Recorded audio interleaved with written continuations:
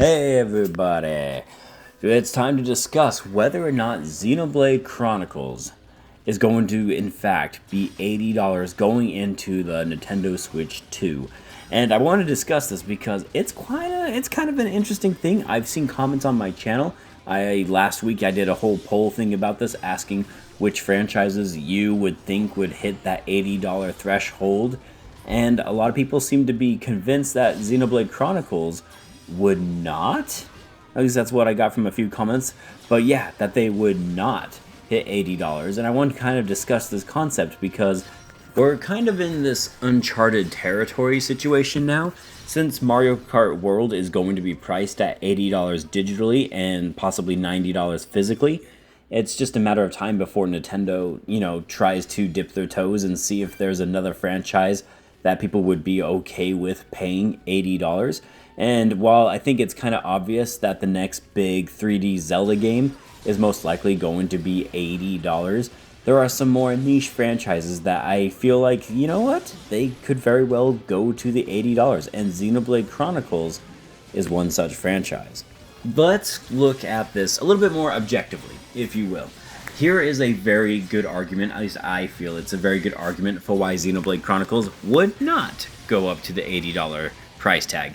The big thing, I think, at least for a lot of people, is Xenoblade Chronicles is a niche franchise. Yes, it is in fact doing better, and the fans are loving all of the content they've been getting. Not only did you get Xenoblade Chronicles 1, 2, 3, and X, you also had Xenoblade Chronicles 2 Torna, which is basically a video game in and of itself, as well as the Xenoblade Chronicles 3 DLC, which is arguably, a video game in and of itself. So they're eating well and they're feeling good.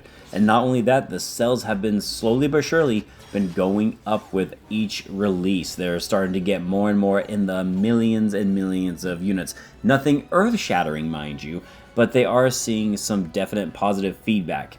Plus, on top of that, you also have all of these games. They are critically well received, critically acclaimed type of video games. Xenoblade Chronicles 3 was a Game of the Year contender, and even Xenoblade Chronicles X was sitting at an 88 on Metacritic, so they are very well received video games, but they are still niche titles. They do not sell like 3D Mario games will, or like Mario Kart, or Animal Crossing, or Pokemon, or Zelda, or Splatoon. They don't sell like those. This is the type of franchise that seems to be around that 3 million to 5 million units sold at this point. So the question now is, will this franchise be an $80 purchase on their next iteration for, let's say, Xenoblade Chronicles 4? And I'm going to go right now on paper. You can come back and tell me I was wrong if I'm wrong. Totally cool with it. But I think Xenoblade Chronicles will in fact be an $80 price tag on the next one when it releases. 70 minimum for sure, but it's going to be 80 digitally for the Nintendo Switch 2. And the reason why I'm leaning towards 80 is because I'm just looking at what Nintendo is doing. Their products are in fact taking a lot longer to produce and create. The Zelda titles, a lot of people thought Tears of the Kingdom, for example, would take only 3 to 4 years tops, but it ended up taking almost the entire Switch's lifespan. 6 years later, we finally got the sequel to Breath of the Wild. 3D Mario, everyone was thinking there would be one. We still don't have one, but there's a good chance they've been working on that alongside Donkey Kong Bonanza. So they're taking their time, right? Metroid Prime 4, look how long that's taken. And not only that, when you look at what they've been doing as with Monolith Soft, they've been hiring more staff members for them. They've been greenlighting their projects, and they're saying, go, get to work on them. Because clearly they are starting to sell more, and Nintendo is loving what they are seeing. But here's the thing, is if you're hiring more people, which is great, by the way, it's nice to see a company getting more people and not less. And no firings, at least, you know what I'm saying? But when you're hiring more people to come work for you, and you're putting more time and more money into it, you're going to want to see that money come back in some way, shape, or form. And since the Xenoblade fan base is a very, very staunch and loyal fan base, I can easily see them defending the $80 price tag and accepting it.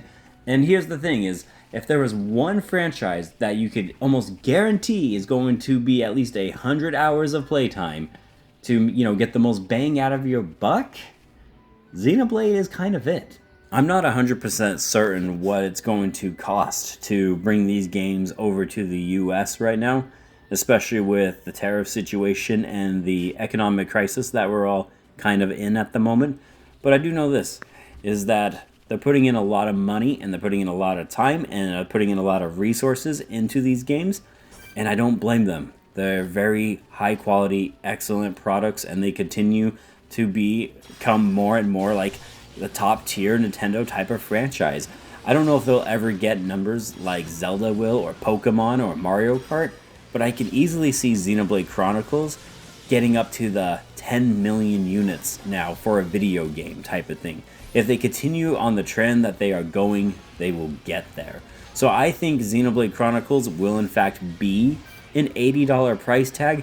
But again, I also think there's going to be a lot of Xenoblade fans out there that are willing to pay for that $80 price tag. But let me know what you guys now think about this. Do you think Xenoblade Chronicles in particular will be an $80 game or a $70 game? Heck, maybe you think it'll still be a $60 game. Let me know in the comments down below and we can just discuss this. I'm just talking here. It's just fun to discuss and, try to figure out what is going to cost what. I'll probably do a couple more of these going forward because I just find the price situation going on with the Nintendo Switch, I just find it all to be very interesting. So yeah, let me know what you all think about this, and as always, thank you so much for watching. I am Bradley Overrated, out like a trout. Praise be to Yevon, and I'll see you on the next one. Take care.